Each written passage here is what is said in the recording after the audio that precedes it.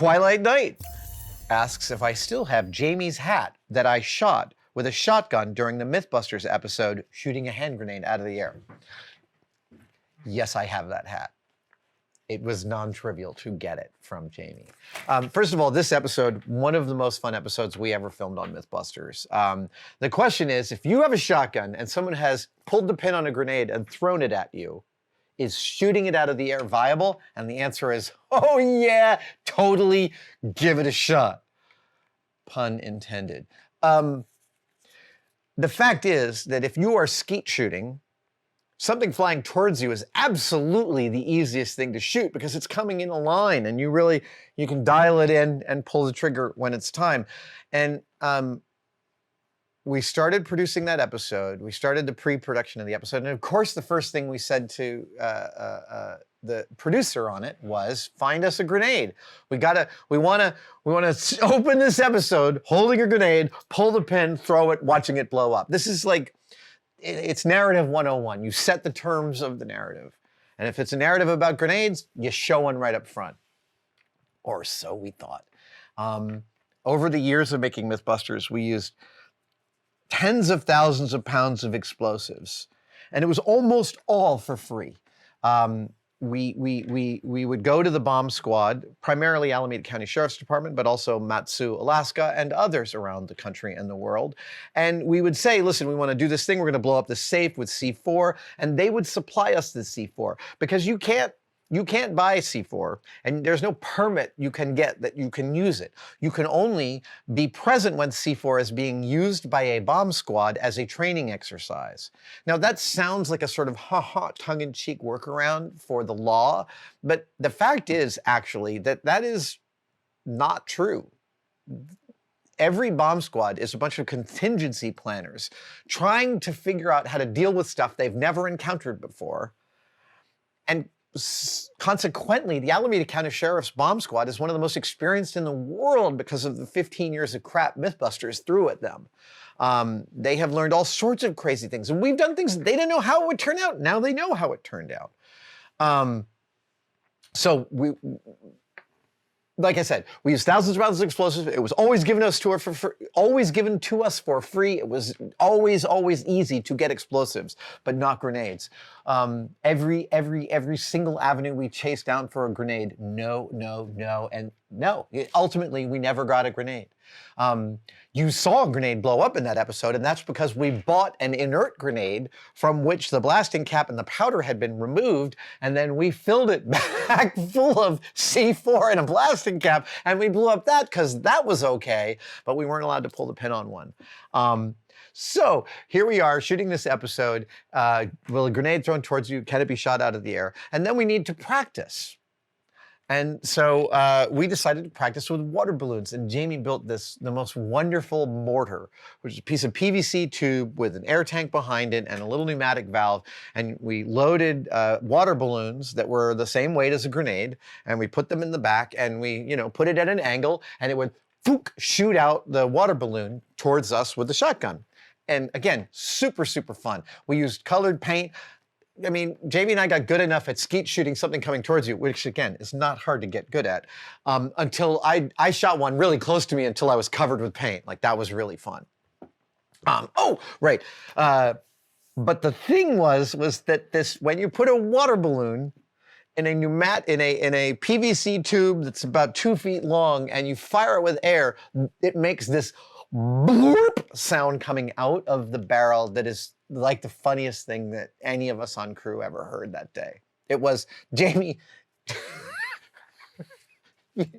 if you're a fan of the subreddit Contagious Laughter, I want to describe to you, like, when Jamie Heineman would find something hilarious and iterate it and keep on doing it, and he'd get redder and redder as he laughed. And like, Jamie having a great time is a particularly hilarious thing to witness.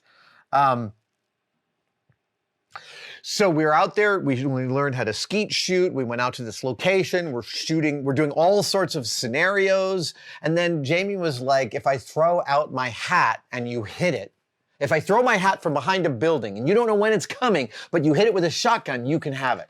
He said that on camera. Then he threw his hat, I shot it, and he was like, he didn't give it to me. And then I asked him for it a few weeks later, and he didn't say, I'm not going to give you my hat, but I still didn't get the hat.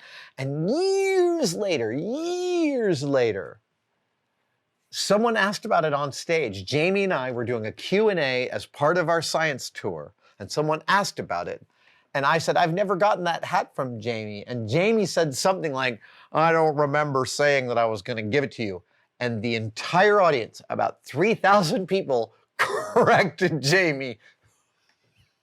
I can't even tell you how satisfying that was as a person to have an auditorium full of people confirm my experience. And when we got back to San Francisco, he gave me the hat. So I do still have Jamie's shotgun shot beret. And it's like, this was not like a beret he pulled out of storage. This was his regular day-wearing beret. So it is like 60% Jamie Heineman skin cells. We could clone an army of Jamies from this hat, even today. Oh, you're welcome for that image, everybody. Mix Darwin Life says, what advice would you give for someone about to take up airbrushing for the first time?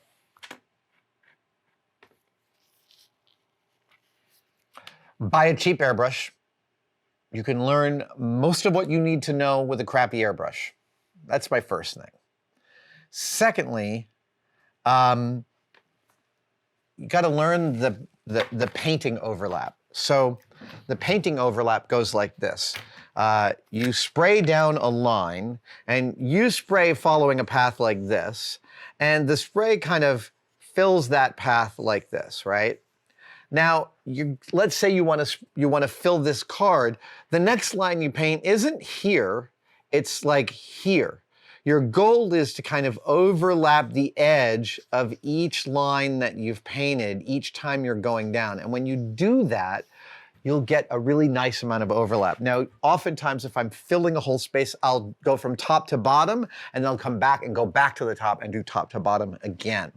That's just really good to practice to get nice even coats. Now, the reason you're buying an airbrush is not often to get even coats. It's often to do detailing coats.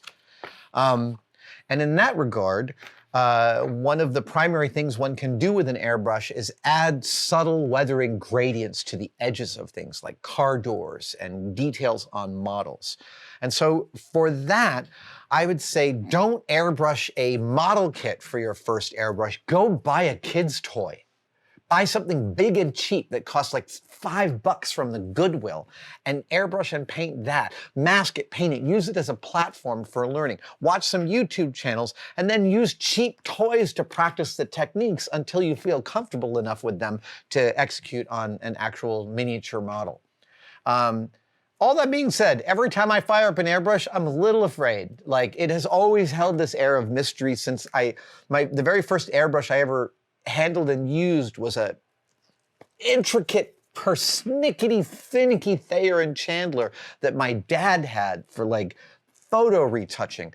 This thing had this, like, the parts in this thing were ridiculous. When you compare it to like a modern day Iwata or Posh, which have been rendered incredibly simple machines, and simple is better when you're running paint through it because they'll gum up really quickly. Yeah, that's my my tips for first-time airbrusher.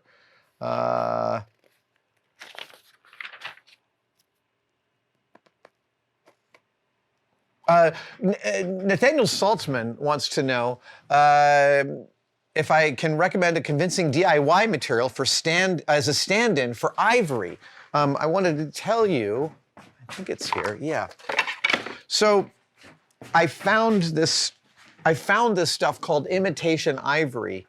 I can't remember where I got it. It is a urethane-based resin, and it's been made with you can't see it on camera, but it's got a grain to it. It's actually quite lovely, and I believe it polishes up to a high polish. I was going to use this for a handle of a stiletto knife I found a picture of from the 19th century that I thought was really, really beautiful. And I thought, oh, I wonder if anyone makes synthetic ivory. Googling synthetic ivory yielded this, which was maybe $20 in about 5 minutes. There's also animal horn, works great as a natural material like that. Someone recently gave me some bison horn dice that are gorgeous. They just look fantastic.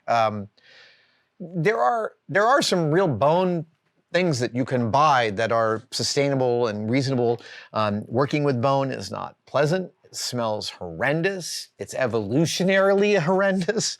But yeah, so I can't speak to how good this synthetic ivory is, but the pictures on the website made me think it was terrific. And if I can find the place where I got this, I'll include a link in the description. But like I said, Googling synthetic ivory yielded it very quickly.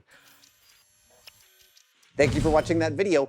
Are you as sick of the tosses to membership as I am? Good, because here's a brand new one that I recorded today and it's nice and short. There are 3 tiers to tested membership and they all offer awesome stuff. Find out about it by clicking the join link below. We'll see you there.